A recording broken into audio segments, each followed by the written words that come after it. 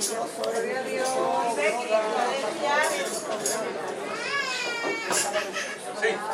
No, batería después. Batería.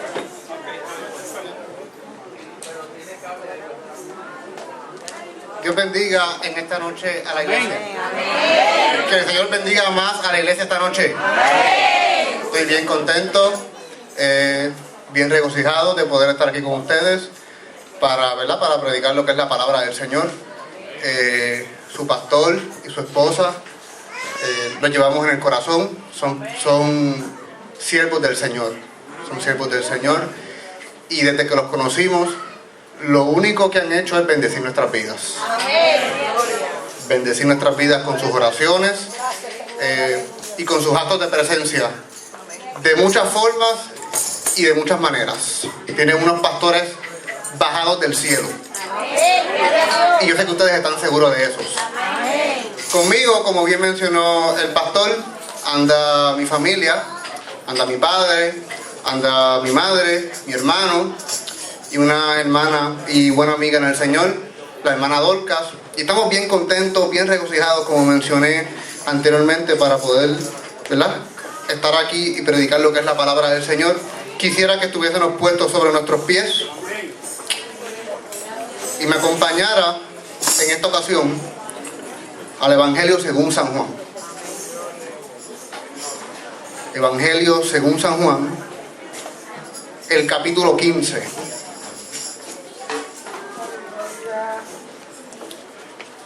Evangelio según San Juan, capítulo 15.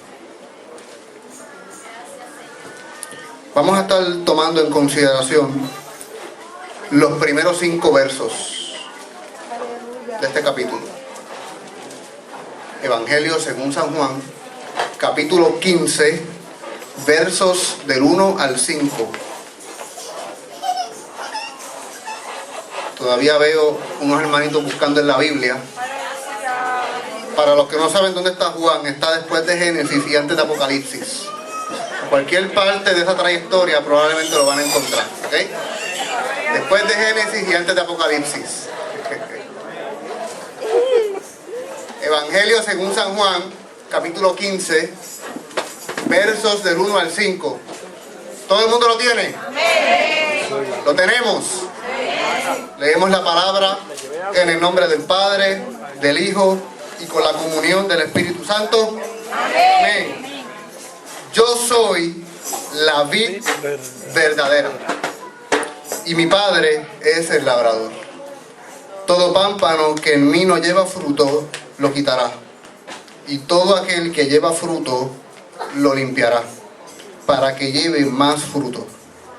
Ya vosotros estáis limpios por la palabra que os he hablado. Permaneced en mí, y yo en vosotros. Como el pámpano no puede llevar fruto por sí mismo, si no permanece en la vid, así tampoco vosotros, si no permanecéis en mí. Yo soy la vid, vosotros los pámpanos. El que permanece en mí y yo en él, éste lleva mucho fruto, porque separados de mí, nada podéis hacer. Déjame repetir otra vez ese verso. Yo soy la vid, vosotros los pámpanos. El que permanece en mí y yo en él, éste lleva fruto, porque separados de mí, nada podéis hacer. Amante Dios Padre Celestial, te damos gracias en esta noche por el privilegio y la oportunidad, Dios, que tú me permites de poder estar aquí para predicar tu palabra, Señor amado. Te pido que tú comiences a moverte por cada banca como lo estás haciendo desde el principio, Señor amado. Te pido, Dios, que tú comiences a romper toda cadena y todo yugo, Padre amado, que esté estorbando para que este mensaje llegue al mismo corazón de las personas, de mis hermanos y de mis hermanas, Dios. Yo te pido que en esta hora tu Espíritu Santo comience a trabajar el terreno del corazón, de la mente, para que esta palabra la puedan recibir y la puedan aplicar en su diario vivir, Dios. que al salir por esas puertas salgamos edificados por el poder y la unción de tu Espíritu Santo. Que al salir por esas puertas podamos entender, Dios, que fuera de ti no podemos hacer nada, Señor Jesús. En tu nombre hemos orado. Amén y amén.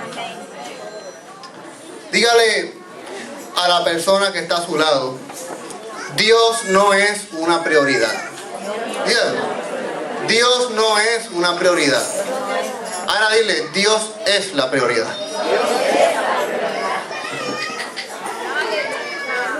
Ese es el título para este mensaje.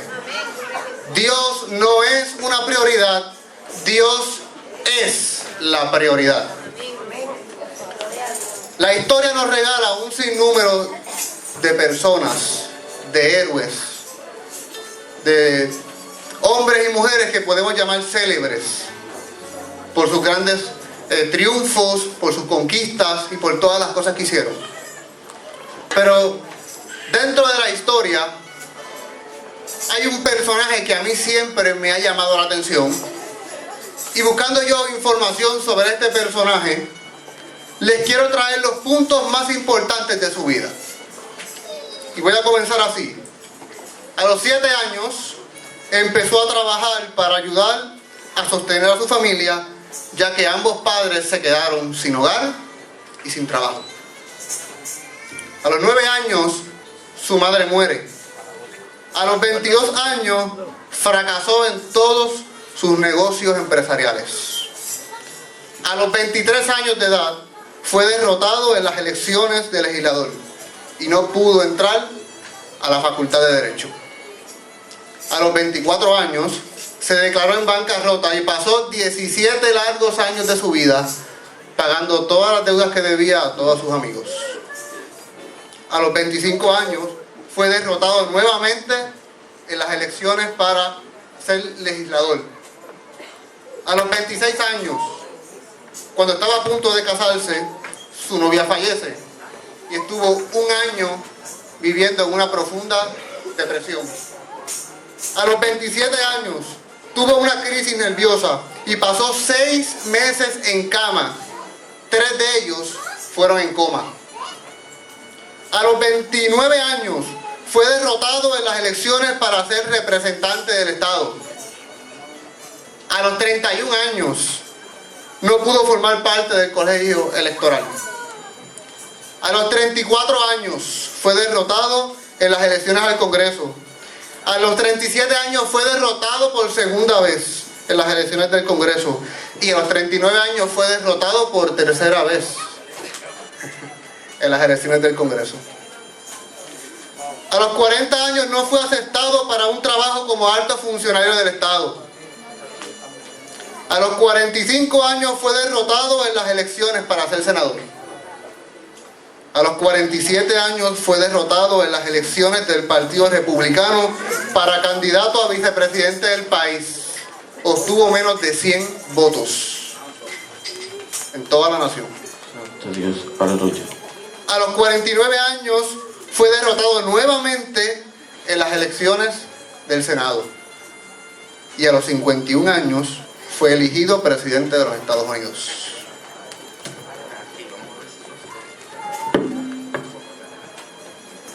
A los 51 años fue elegido presidente de los Estados Unidos. ¿Y qué es lo que estamos viendo en este hombre?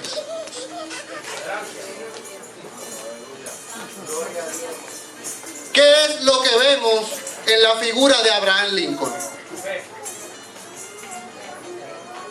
18 fracasos. Ustedes no me están escuchando, o se están haciendo los locos, o yo estoy hablando chino. 18 fracasos. 18 fracasos vergonzosos por demás para lograr una sola meta. Pero en la vida del cristiano y en la vida de la cristiana, este juego no se puede ver. Porque una vez nosotros somos metido dentro de las corrientes del Espíritu. Amén. Y una vez nosotros pasamos a ser nuevas personas, Aleluya. ya no se trata de los intentos humanos que yo pueda realizar para lograr algo. Santo. Ya no se trata de cuántas caídas yo pude haber tenido. Ya no se trata de cuántas veces yo me haya levantado. Ya no importa cuántas derrotas, cuántas conquistas. Ya no importa todos mis triunfos ni todas mis derrotas. No. Cuando nosotros venimos a los pies de Cristo, lo que importa es estar cimentados sobre esa palabra que dice: separados de mí, nada podéis hacer. Ya no se trata, amados hermanos, de los trucos que podamos hacer. Ya no se trata de todas las artimañas y de todo el intelecto humano que nosotros ponemos en funcionamiento para lograr algo. El cristiano y la cristiana del siglo XXI depende total y completamente de la cobertura y la protección del Espíritu Santo. Poderoso, mi Dios. Y yo en esta noche les quiero hablar sobre un tema muy particular. Porque muchas veces nos enfocamos demasiado en el llamado que Dios nos hace y nos olvidamos del Dios del llamado. Ustedes no me entendieron otra vez. Poderoso, mi Dios. Yo lo voy a volver a repetir. Nosotros los cristianos muchas veces y de muchas maneras nos envolvemos más en el llamado de Dios que en el Dios del llamado. Aleluya. Poderoso, mi Dios. Y cuando nosotros nos envolvemos de más en el llamado de Dios y no en el Dios del llamado, fracasamos. Santo, mi Dios. Fracasamos. Y estas cosas ocurren cuando no tenemos la capacidad de interpretar y de ver a Dios no como una prioridad, sino como la prioridad. Sí, mi Dios. Y cuando entramos en el capítulo 15 del Evangelio de San Juan, nos encontramos a Jesús hablando de la vid. Y es muy interesante notar que el pueblo de Israel, en la antigüedad, era visto como un gran viñero. Por eso era que todas las naciones que habían alrededor de Israel querían de alguna manera tener acceso a ella. Porque era vista como una gran ciudad, como un gran terreno de miles de kilómetros, con una tierra fértil y dispuesta para ser sembrada, para cosechar uvas. Y en la antigüedad las uvas eran de vital importancia para un pueblo agrícola como era el pueblo hebreo, como era el pueblo de Israel. Así que era vista como un gran viñero. Y no nos extraña que cuando Josué manda a los espías a Canaán, miren lo que dice la palabra: y llegaron hasta el arroyo de Escol, y de allí cortaron un sarmiento con un racimo de uvas, el cual trajeron 2 en un palo. Eran tan grandes las uvas que producía esta tierra que un solo hombre no podía con un racimo. Tenían que cargarla entre 2. Y el pueblo, como sabía que esta ciudad era útil para las uvas, se dedicaban al cultivo de las uvas. Pero para uno poder cultivar una viña hace falta una serie de requisitos. Estos requisitos son los siguientes: las viñas tienen que estar localizadas en colinas, con un terreno arenoso y suelto, donde constantemente el sol le esté dando y también el agua. De esta manera las raíces de la vid, que es la planta que produce la uva, pues van a ser fuertes, saludables. Las vides tenían que tener un vallado, un muro de contención que las protegiera de los enemigos, de las plagas, de los insectos, de los pillos, de los ladrones, entre otras cosas. Las viñas tenían que ser despedregadas, las piedras grandes se sacaban, las piedras pequeñas se dejaban, porque por la mañana producían humedad. Para la siembra de las vides no se escogían cualquiera. Se escogían unas vides escogidas de antemano por el agricultor. No se plantaba cualquier vid. Tenían que pasar por el sedazo y la experiencia de un agricultor experimentado, y él decía, esta sí y esta no. Una vez daban frutos, se cortaban y se limpiaban. Se cortaban aquellas que no daban frutos y se limpiaban para que pudieran seguir creciendo aquellas que estaban dando frutos. Y lo último que se hacía era que se hacía una torre de vigilancia en medio de ella. De esta manera se podía velar todo aquel viñedo. ¿Y qué es lo curioso con todo esto? ¿Por qué yo traigo toda esta información? ¿Por qué yo les menciono esto? Porque curiosamente el pueblo de Israel era comparado en el Antiguo Testamento como una gran vid, como la vid escogida de Dios. Y es esa la razón por la cual, hay problemas aquí con los micrófonos ahora, el pueblo de Israel era considerado como una gran vid. Cuando leemos el Salmo 88 dice, hiciste venir una vid de Egipto, echaste las naciones y la plantaste. Los escritores consideraban que de alguna manera u otra la vid escogida de Dios era la nación hebrea, el pueblo de Israel. Jeremías 2:21 dice, te planté vid escogida, simiente verdadera eras. ¿Cómo pues te me has vuelto sarmiento de vid extraña? Había un problema. Dios había escogido la nación, Dios había escogido esta vid, pero esta vid, sus sarmientos, sus frutos, sus ramas eran extrañas, eran frutos malos. Dios no los conocía. Por último, Isaías, capítulo 5, versos del 1 al 7, nos narran una parábola.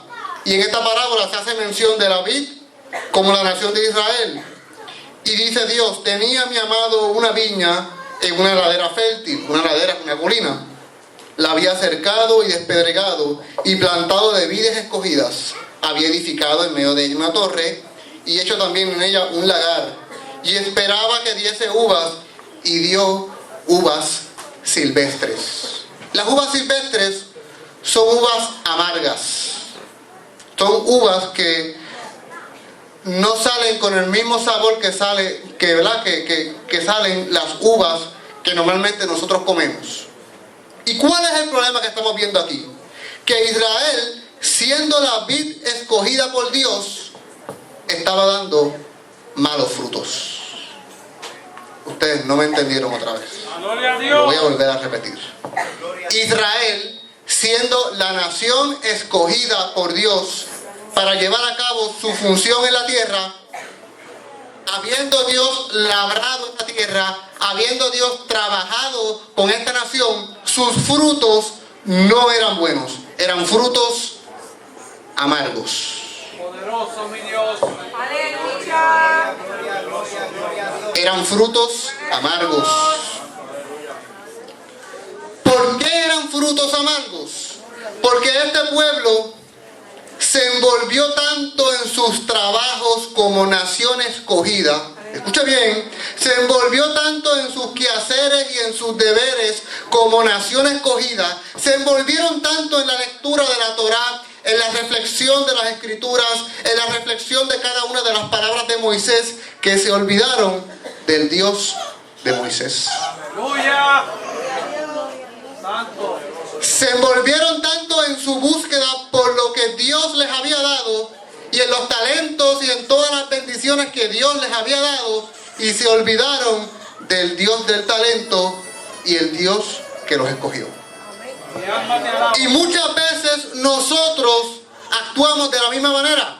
Muchas veces nosotros nos comportamos de la misma manera. En nuestro intento por agradar a Dios, en nuestro intento por hacer los planes de Dios, en nuestro intento por cumplir la voluntad de Dios en nuestra vida, en nuestro intento por cumplir aquello para la cual fuimos llamados, nos envolvemos tanto en el trabajo y nos olvidamos del Dios del trabajo. Santo mi Dios.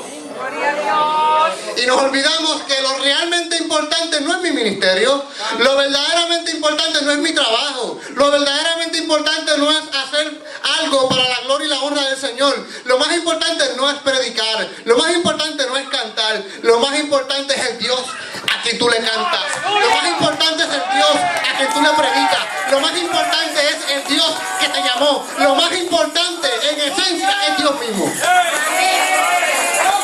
¿Cuántos me están entendiendo? Yo creo que ahora me están entendiendo. Nos olvidamos, amado hermano, por diversas razones, que por encima del llamado, por encima del ministerio y por encima de las cosas que Dios quiere hacer en nuestra vida, lo realmente importante es Dios. Aleluya. Es Jesús. Vive Dios. Y de esta manera nos encontramos en el capítulo 15, no me he ido del capítulo 15, sigo aquí, en el capítulo 15 del Evangelio de Juan, en el segundo y último discurso de Jesús de despedida, apenas horas de su arresto y de su crucifixión. Y Jesús exhorta a sus discípulos a permanecer en Él, a permanecer en Él, en lo que Él les había enseñado y en lo que Él les había instruido.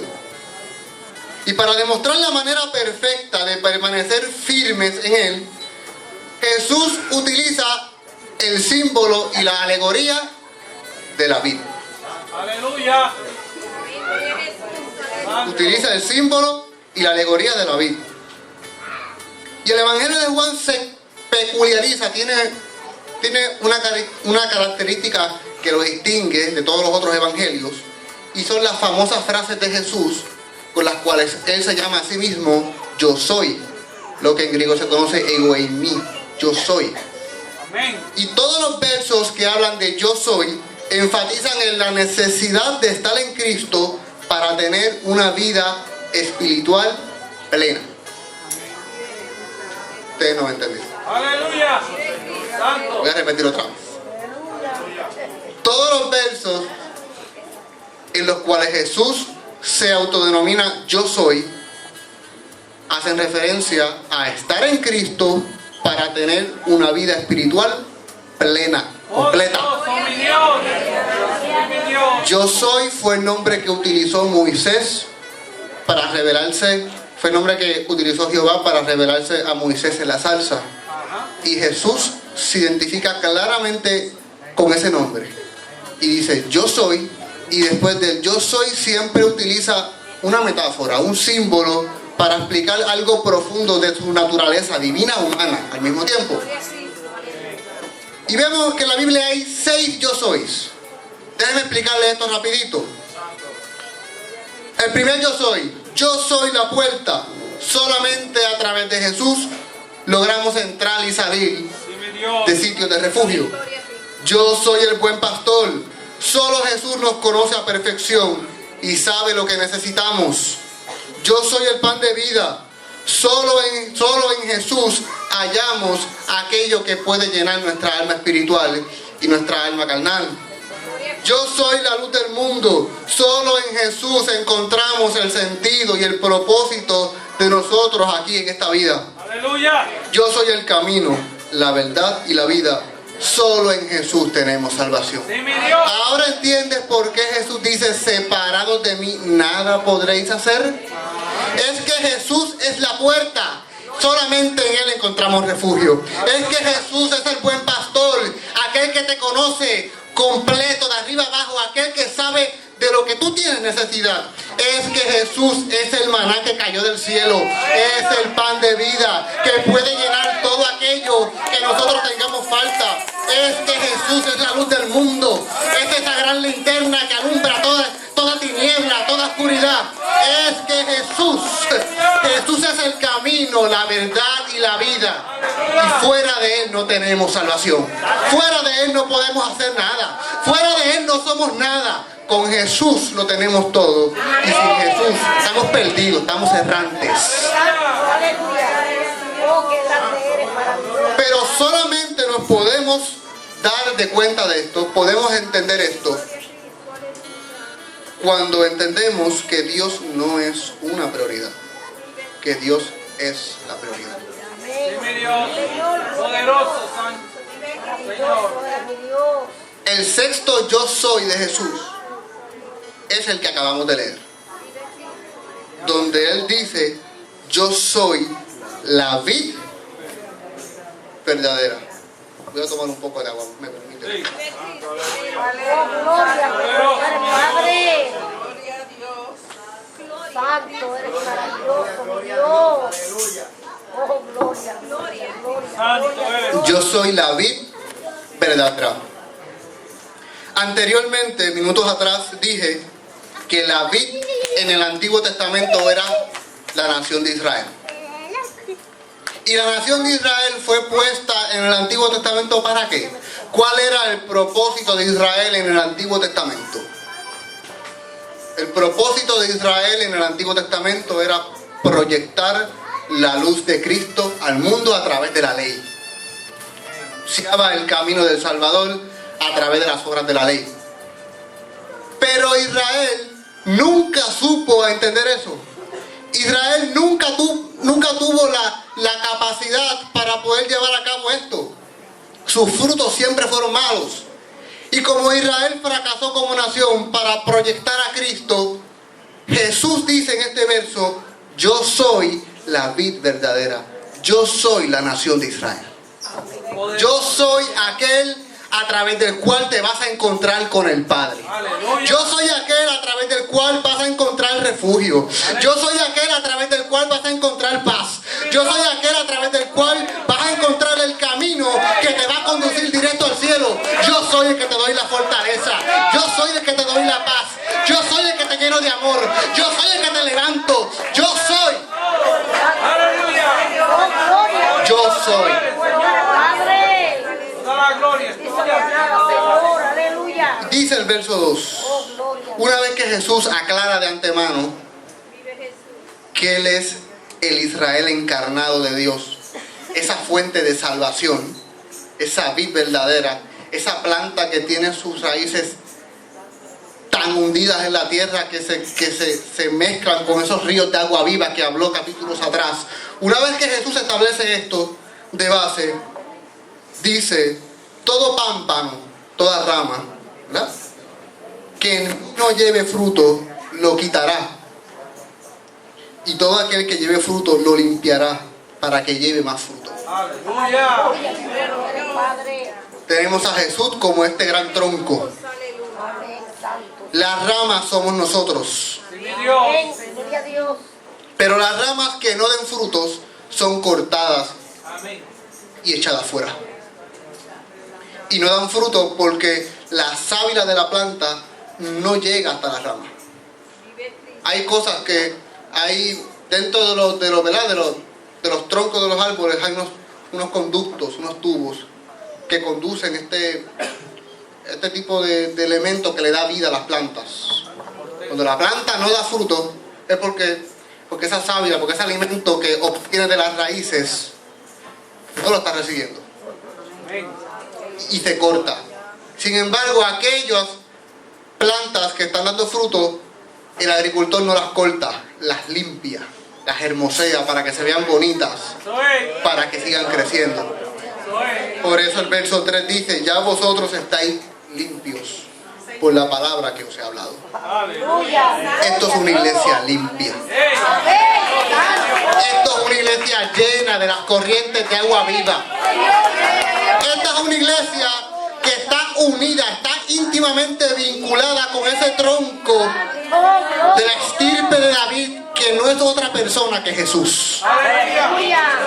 Y Jesús tiene sus raíces tan y tan profundas en las corrientes del Espíritu que nos da vida a través de Él. Aleluya. Nos da fuerza para seguir hacia adelante. Nos motiva a seguir hacia adelante. Amén, Sí, mi Señor. Dios. Por eso es que Él dice y recalca, separados de mí, nada podréis hacer. Aleluya. Absolutamente Gloria a nada. Dios. Dice el verso 4, permaneced en mí. Es una ordenanza clara, precisa y contundente. Permaneced en mí y yo en vosotros. ¿Qué es permanecer?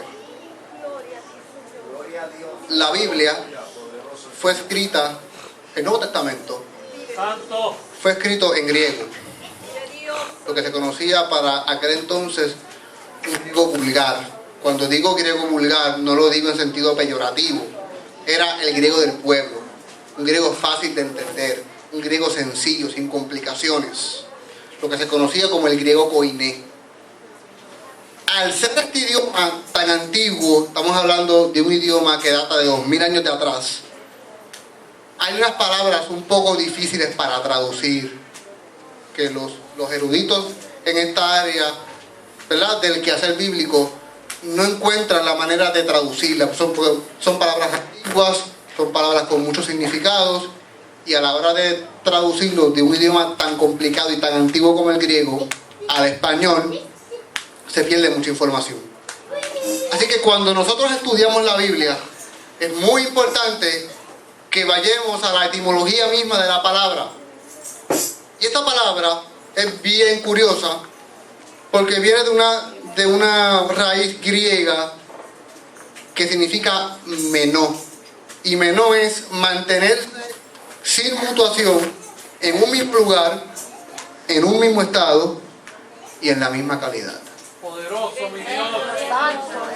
Ustedes no me entendieron. Santo tú eres, Señor. No me están entendiendo. Yo lo voy a repetir otra vez.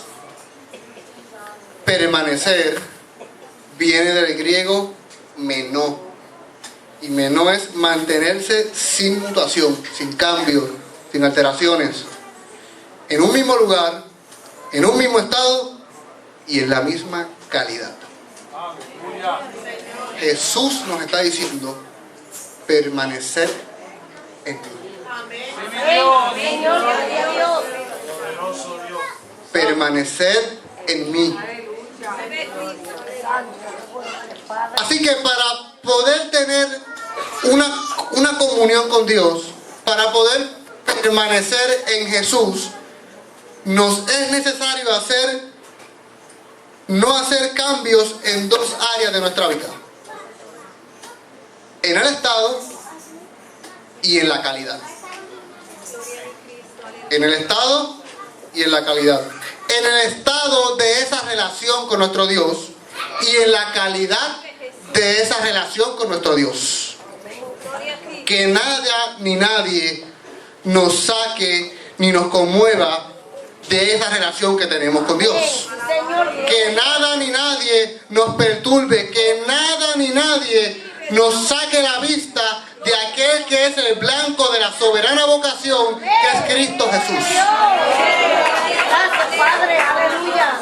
Porque cuando nosotros permanecemos en Cristo, lo que estamos diciendo es que nuestra relación, el estado de nuestra relación está perfecto y que nuestra calidad es valiosa, porque permanecemos en aquel que es el tronco y la vid verdadera. Den un aplauso al Señor.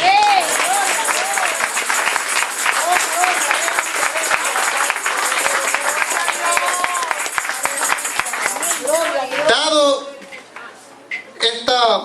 esta orden clara, precisa, contundente, ahora Jesús pasa a dar una advertencia, y la advertencia está en el capítulo 5, en el verso 5, disculpe, en el verso 5, y el verso 5 es la clave de todo mi sermón.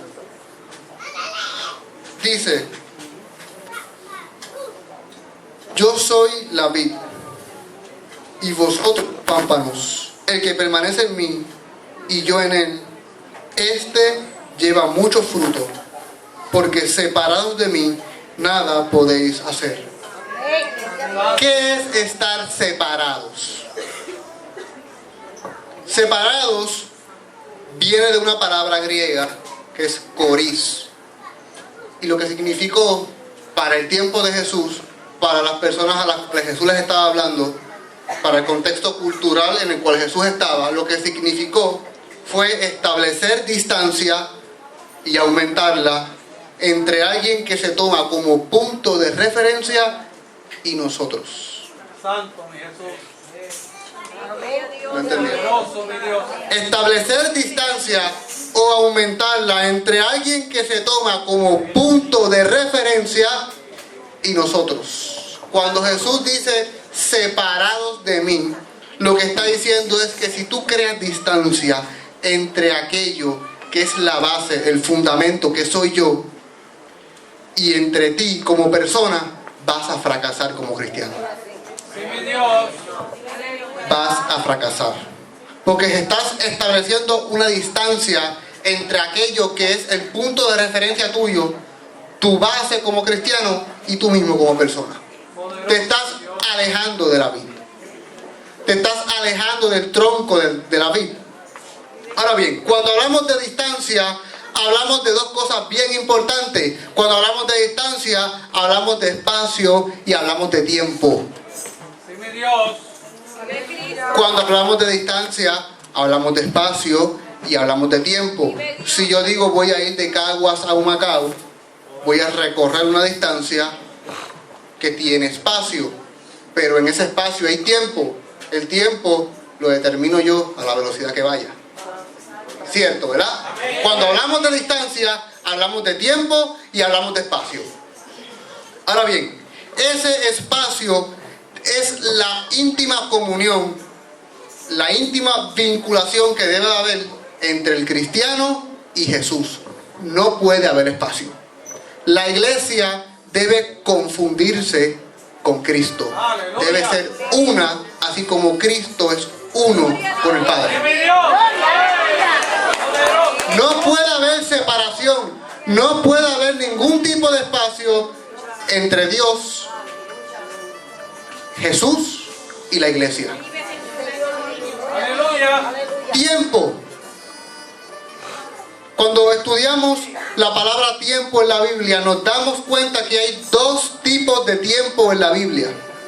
Está el cronos, de cronología, que es el tiempo humano, y está el kairos, que es el tiempo de Dios, el reloj de Dios, la agenda y el calendario de Dios. Eso es. Cuando nosotros nos separamos de Dios, ponemos el cronos. Primero mi agenda, segundo mi cita, tercero mis compromisos, cuarto lo que yo quiero hacer, quinto es tarde, sexto estoy cansado. Y ahí seguimos. Pero cuando establecemos el kairos de Dios, Amén. el reloj de Dios, la agenda de Dios y el propósito de Dios en nuestras vidas, entonces automáticamente no estamos separados, sino que estamos íntimamente ligados y en sintonía con lo que el Espíritu quiere hacer. Entonces, y solo entonces vamos a vencer. Entonces, y solo entonces vamos a conquistar. Entonces, y solo entonces la iglesia va a comenzar a ver las obras del Espíritu en medio de ellas, porque está decidida a hacer la voluntad de Dios. Aleluya. Gloria a Dios. Aleluya. Señor santo, Padre. Separados de mí, nada podréis hacer. Hay dos verbos más que nos quedan aún. Poder. Poder viene del griego dunamos, que significa, en puro español, dinamita. Eso es. Dinamita. Significa poder, capacidad, dinamismo y recursos. O sea, poder es la facultad y el potencial para hacer algo. La capacidad es la inteligencia y el talento para realizar algo. El dinamismo es el carisma y la gracia para poder realizar algo. Y los recursos son los medios que utilizamos para poder lograr eso que pretendemos. Aleluya. Jesús nos está diciendo que separados de Él no tendremos el poder para hacerlo. No tendremos la capacidad para hacerlo. No tendremos el dinamismo para hacerlo. Y no tendremos los recursos para hacerlo. Solamente en Jesús lo podemos hacer. Solamente en Jesús lo podemos lograr. Solamente en Jesús podemos conquistar las metas y los trabajos que Él pone en nuestras manos. No es con nuestras propias fuerzas. No es por las muchas veces que yo trate de hacerlo y siga fracasando. No se trata de cuántas veces yo me esmere por hacerlo, o cuánto yo puedo orar, o cuánto yo puedo ayunar. Eso es importante. Pero lo realmente importante es que separados de Jesús, nada podremos hacer. Cuando nosotros entendamos que Dios no es una prioridad, que Él es la prioridad, es entonces y solo entonces cuando la iglesia va a entrar en sintonía con el Espíritu Santo. Aleluya. Eso es. Sí, mi Dios. Oh, gloria a Dios. Santo. Nada podréis hacer. Un último verbo, hacer. Y ustedes no me van a creer lo que significa hacer. Ustedes no me lo van a creer. El verbo que aparece en el capítulo 15 del Evangelio de Juan es muy distinto a otros verbos que aparecen en la Biblia con el mismo nombre, hacer. Porque el verbo que aparece en este capítulo es el único que aparece en la Biblia. Y es hikanos. Y hikanos significa celebrar. No me entendieron. Santo. Me está todo el mundo mirando, de reojo. Déjame explicar. Separados de mí, nada podréis hacer. Separados de Dios, nada vamos a celebrar. Aleluya. Sin Jesús no hay fiesta. Amén. Sin Jesús no hay party. Sin Jesús no tenemos que aplaudir. No tenemos nada que conmemorar. No tenemos nada que festejar. Solamente en Jesús está nuestro regocijo, nuestra fuerza, nuestro ánimo. Solamente en Él. Es más nadie. Póngase de pie. Eso es. Gloria a Dios. Santo, gloria a Dios. Aleluya. Santo, santo. Gloria a Jesús. Antes de hacer el llamado, quisiera darle un breve resumen de lo que he dicho. Porque veo 2 o 3 hermanitos y hermanitas mirándome como si... Bueno, hasta ahora lo que hemos dicho es lo siguiente. Jesús es el tronco y la raíz misma de nuestra vida, nuestro ministerio y nuestra salvación. Amén. El Padre es el gobernador de esa gran viña. Sí, mi Dios. Nosotros nos convertimos en las ramas, lo que dice la Biblia, los pámpanos de esa vid. Y como tal, ¿verdad? Como ramas que somos, de ese fruto de esa vid que es Cristo Jesús, debemos producir frutos. Aleluya. Pero para producir frutos tenemos que permanecer en Él. Y como único permanecemos en Él es no alterando nuestro estado con Dios ni nuestra calidad como cristianos. Aleluya. Gloria a Dios. De esa manera no nos vamos a separar de Él como la vid verdadera, ya que separarse implica crear distancia estableciendo nuestro tiempo por encima del tiempo Sí, mi Dios. de Dios. Santo. Una vez nosotros logramos entender esto, entonces podemos construir una relación con Dios, y en esa relación con Dios íntima, estrechamente vinculada con Dios Padre, Dios Hijo y Dios Espíritu Santo, tendremos la capacidad, el dinamismo y los recursos para poder cumplir aquello que Dios nos ha encomendado. Sí, mi Dios. Pero mientras sigamos poniendo más énfasis y más interés en el llamado de Dios que en el Dios del llamado, no lo vamos a hacer. Santo eres, santo. Y muchas veces nosotros, en nuestro intento, me voy a bajar de aquí, Sí, pastor. sí, sí. Muchas veces nosotros, en nuestro intento de agradar a Dios, siento la presencia del Señor. Amén. Poderoso, poderoso. Gloria sea tu nombre. Muchas veces nosotros, en nuestro intento de agradar a Dios y de servirle con todo corazón, comenzamos a trabajar con todas nuestras fuerzas en la obra. Pero nos olvidamos del Dios que nos llama. Aleluya. Y al nosotros olvidarnos del Dios que nos llamó, automáticamente tenemos puntos de desventaja. Porque estamos tratando de hacer el llamado y el trabajo, el deber que Dios nos encomendó, pero sin su ayuda y sin su presencia. Aleluya. Santo, gloria, gloria. Y es ahí cuando fracasamos. Dios tiene grandes cosas contigo. ¿Cómo tú te llamas? Aleluya. Génesis. Santo eres, Señor. Dame un poco más de tiempo, te dice el Señor. Aleluya. Santo. Oh, gloria, qué bueno eres. Dame un poquitito más de tiempo. Oh, aleluya. Poderoso, mi Dios. Hay unas peticiones que me estás pidiendo hace mucho tiempo. Santo eres. De Dios. Te las voy a contestar, pero tienes que esperar el momento. Aleluya. Aleluya. Gracias, Señor. Espera un poquitito más, te dice el Señor. Y no te menosprecies, porque te llamé para este momento. Aleluya. Gloria, Santo. gloria, Dios. Poderoso. Eres predicadora de la palabra y lo sabes, y lo has puesto en tu corazón. Santo. No tengas miedo en hablar lo que ponga en tu boca. Santo. Mi alma te alaba, Señor. Hay una presencia del Señor amado. Aleluya. Poderoso, poderoso, poderoso.